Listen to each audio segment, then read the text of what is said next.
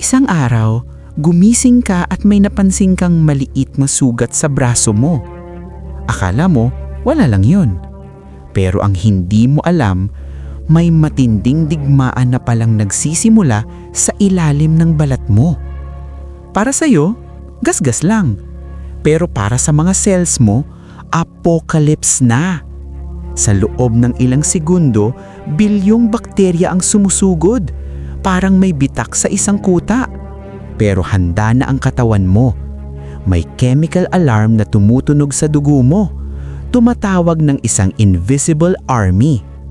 At ilang sandali lang, dumating na ang depensa mo. Macrophages.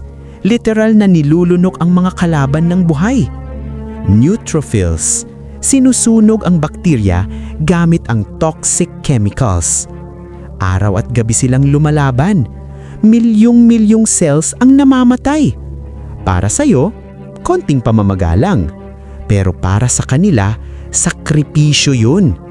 Pagkatapos mapuksa ang huling bakterya, dumating naman ang T cells at B cells para linisin ang battlefield.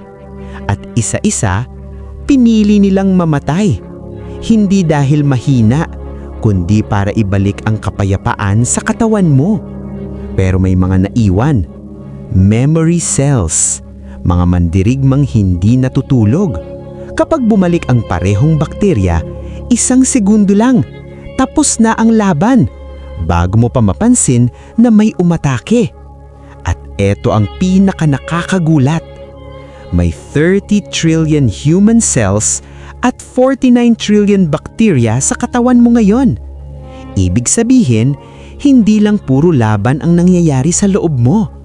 Araw-araw, nakikipagdeal ang katawan mo sa pagitan ng buhay at kamatayan.